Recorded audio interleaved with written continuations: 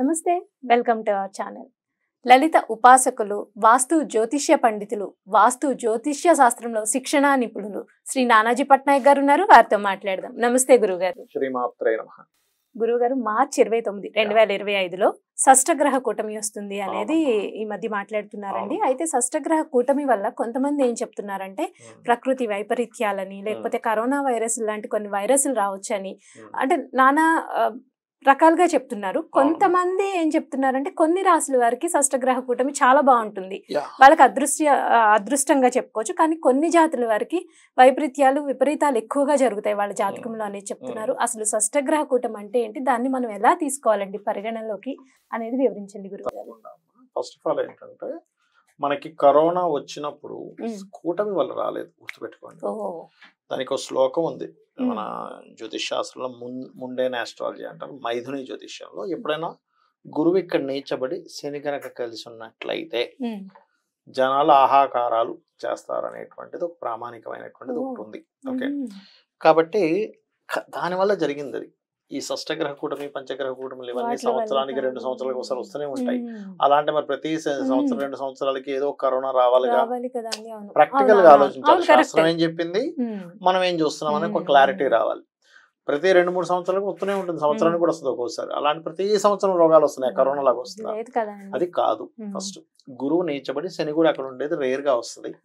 మీరు కొన్ని కాంబినేషన్స్ ఉంటాయి. అంటే ఇప్పుడు కలరా కావచ్చు, ప్లేగు వ్యాధి కావచ్చు, అప్పుడు వచ్చిన సంవత్సరాలు తీసుకుంటే అప్పుడు పర్టికులర్ గా కొన్ని కాంబినేషన్స్, అది కూడా కాలసర్ప దోషం ఏర్పడి అందులో వచ్చింది. అది కాలసర్ప దోషం కాలానికే చూడాలి, జన్మజాతకానికి చూడకూడదు. అది పాయింట్ నెంబర్ 1. రెండవది, ఈ షష్టగ్రహ కూటమి కొంతమందికి మంచిది, కొంతమందికి మంచిది కాదు. ఎవరికి ఏ విషయంలో మంచిది, ఏ విషయంలో మంచిది కాదు. ఇది క్లారిటీ. అన్ని రాజుల వారికి కొన్ని విషయాల్లో మంచి ఉంటుంది, కొన్ని విషయాలు జాగ్రత్త ఉండాలి. ఇది 2 విషయాలు. అయితే ఈ షష్టగ్రహ కూటమి వల్లే ఏదో విపత్తులు వస్తాయంటే కాదు.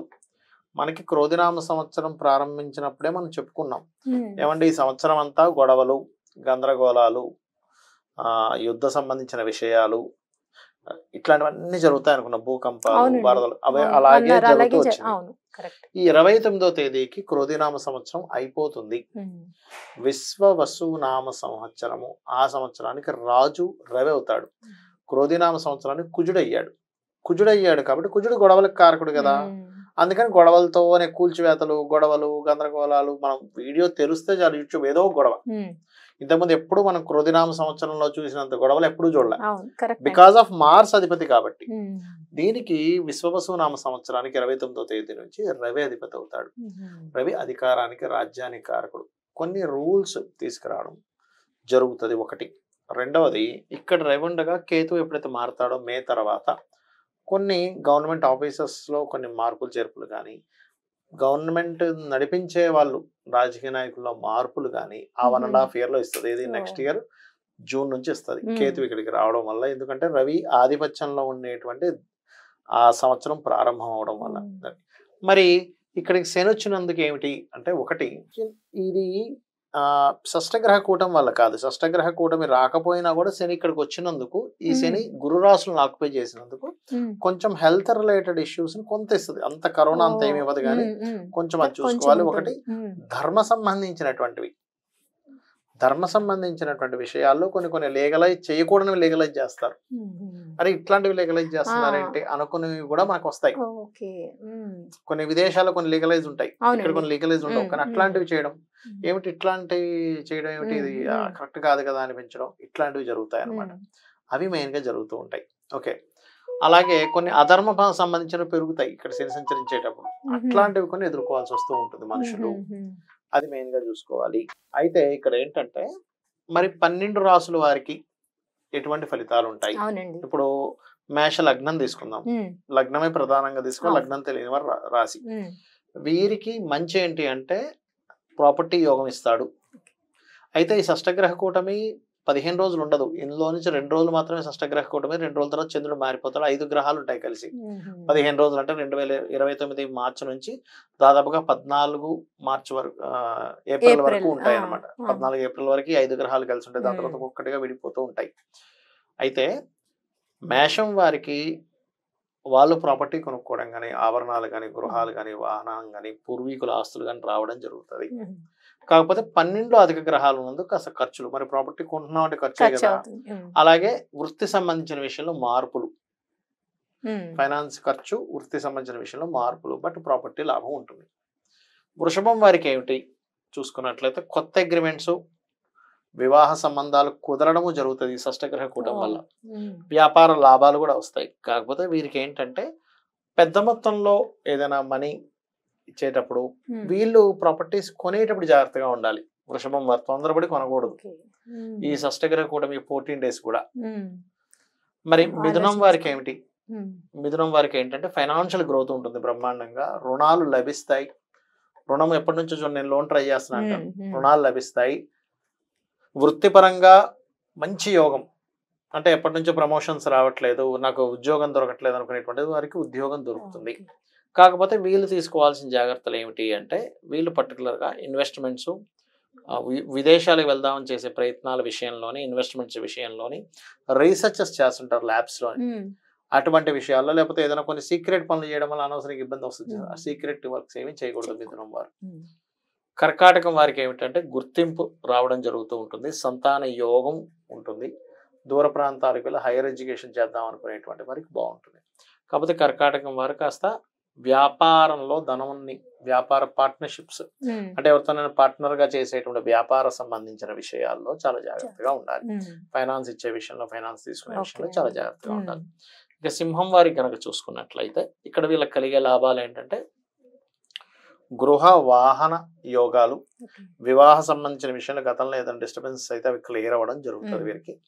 రెండవది సింహం వారికి వృత్తి పరంగా ఖచ్చితంగా మార్పులు ఉంటాయి, చేసేటువంటి జాబ్స్ లో మార్పులు అనేవి జరుగుతాయి.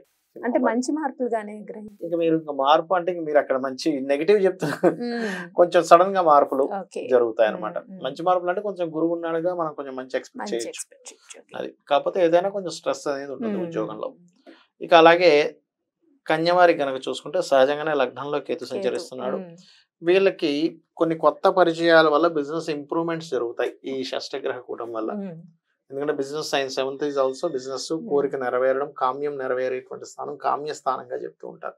కాబట్టి వీళ్ళు అనుకున్న డిజైర్ నెరవేరుతుంది కన్యవారికి. మరి జాగ్రత్తలు ఏమిటండి అంటే ఇక్కడ వీరు ఫ్రెండ్స్ తోని, కొత్తగా ఫ్రెండ్షిప్ అయ్యే వాళ్ళతోని, షేర్ మార్కెట్ విషయాల్లోని, ఇన్వెస్ట్మెంట్స్ విషయాల్లోని, లాంగ్ జర్నీస్, హైయర్ ఎడ్యుకేషన్ విషయాల్లోని కొన్ని ఇబ్బందులు వస్తాయి వీరికి. ఇక తులవారికి మంచి ఏమిటి అని చెప్పి చూసుకున్నట్లయితే ఉద్యోగ అవకాశాలు, ధనాభివృద్ధి, కుటుంబాభివృద్ధి, రుణము లభించడం అనే మంచి జరుగుతుంది. జాగ్రత్త ఏమిటి అంటే ఇక్కడ పర్టికులర్గా రియల్ ఎస్టేట్ చేసేటువంటి వారు మరియు అగ్రికల్చర్ మీద బ్రతికేటువంటి వారు, భూమిని నమ్ముకొని లేకపోతే ఏదైనా భూమికి సంబంధించింది ఈ రిలేటెడ్ ఇంజనీరింగ్ ఇట్లాంటి వృత్తుల్లో ఉండేవారు కొంత జాగ్రత్తగా ఉండాలి.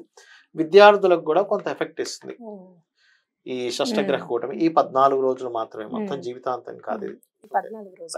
ఇక వృశ్చికం వారికి గనక చూసుకున్నట్లయితే పర్టికులర్ గా వీళ్ళకి పేరు ప్రఖ్యాతలు రావడము, అదే విధంగా కాస్త గురువులు, తండ్రుల యొక్క ఇది అనుగ్రహం కలగడము, సంతాన అభివృద్ధి కలగడము, కొత్త పరిచయాల వల్ల కొత్త సబ్జెక్ట్స్ నేర్చుకోవడము, దేవతానుగ్రహము, ఇట్లాంటివన్నీ కూడా జరుగుతాయి వృశ్చికం వారికి.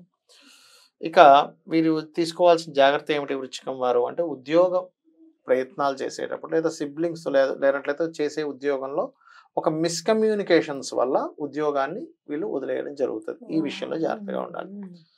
ధనస్సు వారికి ఏమిటి అంటే ఇక్కడ మంచి మనం ముందుగా చెప్పుకుంటున్నాం కాబట్టి పూర్వీకులది లేదా తండ్రి గారి ఆస్తికి సంబంధించినవి అసెట్స్ ఏవైతే ఉంటాయో అవి చేజారిపోయి అనుకున్న వెనక్కి రావడము, లేకపోతే ఎప్పటి నుంచో ఒక ప్రాపర్టీ కొనుక్కుందాం అనుకునేటువంటి వరకు ప్రాపర్టీ యోగం కలగడము, విదేశాల్లో ఉంటే అక్కడ ఏదైనా పిఆర్ లాంటివి ఏదైనా ప్రయత్నం చేస్తే అవి సక్సెస్ అవ్వడం జరుగుతుంది. కాకపోతే కొంత ఫైనాన్స్ రిలేటెడ్ సంబంధించిన విషయంలో ఎవరికైనా అప్పు ఇవ్వడం తీసుకునే విషయంలో చాలా జాగ్రత్తగా ఉండాలి. రుణాలు ఇవ్వడము, తీసుకోవడం, బ్యాంక్ ట్రాన్సాక్షన్స్ చేసేటప్పుడు తండ్రి గారి ఆరోగ్య విషయంలో కూడా కొంత జాగ్రత్తగా ఉండాలి ధనస్సు వారు. ఇక మకరం వారి పరిస్థితి ఏమిటి? మకరం వారికి ఏది మంచి జరగనుందంటే వివాహ ప్రయత్నాలు సక్సెస్ అవుతాయి, వ్యాపార అభివృద్ధి జరుగుతుంది, కొత్త ప్రయత్నాలు కొత్తగా ఏమైనా చేసి ధైర్యంగా చేసి సక్సెస్ పొందుతారు వీళ్ళు.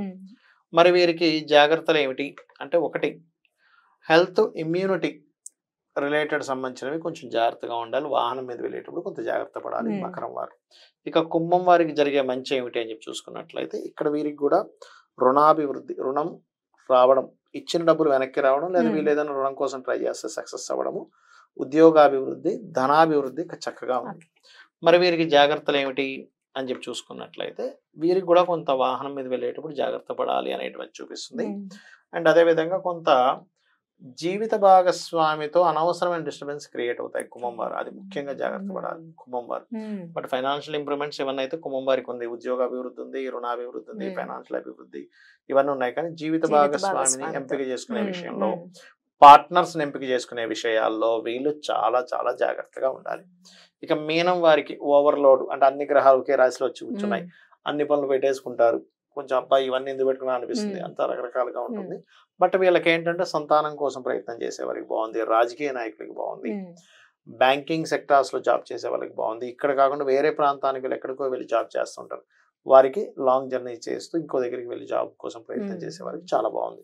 అయితే వీళ్ళకి కూడా ఏదో ఒక జాగ్రత్త ఉంటుంది కదా చూసుకున్నట్లయితే, వీరు మాత్రం కొత్త వ్యాపారాలు ఏదైనా ప్రారంభం చేసేటప్పుడు, అగ్రిమెంట్స్ చేసేటప్పుడు చాలా జాగ్రత్త వహించాలి.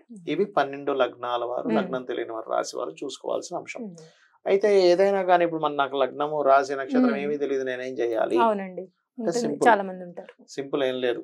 నవగ్రహాల్లో రాహువు, శని గ్రహాల దగ్గరికి వెళ్ళి దీపారాధన చేసి ఒక 9 ప్రదక్షిణాలు చేసుకుని చండీ పారాయణం కానీ, లలితాంబవారి స్తోత్రం కానీ చేసుకున్నట్లయితే కలిగేటువంటి నెగిటివ్ ఎఫెక్ట్, అది ఏ లగ్నమైనా ఏ రాశి అయినా, వారికి ఆ నెగిటివ్ ఎఫెక్ట్ అనేది కలగవు.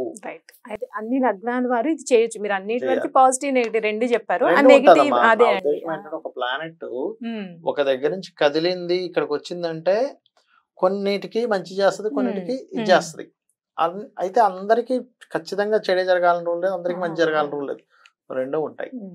బట్ అదే మంచి జరిగితే, ఒక స్పోర్ట్స్ ఆడుతున్నారు, ఒక ఆడుతున్నందుకు ఒకరికి మంచి ఒకరికి చెడు జరుగుతుంది కదా అండి. అవును, ఖచ్చితంగా. అట్లాగే ఒక విషయం జరిగేటప్పుడు ఖచ్చితంగా, ఇప్పుడు మనం ఉదాహరణకి ఒక మంచి జాబ్ వచ్చిందమ్మా, వ్యాపారం బాగా చదువుతుంది, బాగా జాబ్ మంచి హై పొజిషన్ లో వాడికి బిజీ ఉంటుంది, కానీ అట్ ది సేమ్ టైం ఇంటికి ఫ్యామిలీకి దూరంగా ఉండాల్సి వస్తుంది, టైం స్పెండ్ చేయలేకపోతాడు. అంటే ఒక విషయం జరిగినప్పుడు అది ఎక్కడ నెగిటివ్ చేస్తుంది, ఎక్కడ పాజిటివ్ చేస్తుంది అనేది ఉంటుంది ఇప్పుడు కూడా అట్లా. సో దాన్ని చక్కగా మీరు రెమెడీస్ కూడా చెప్పారు, ఇది అందరూ ఫాలో అవ్వచ్చు అని చెప్పారు. సో గురువు గారు, అయితే 2025 మార్చి 29న వచ్చే షష్టగ్రహ కూటమి ఏ లగ్నాల్లో కూడా చాలా చక్కగా వివరించారు గురువు గారు. ధన్యవాదాలు. శ్రీమాత్రే నమః.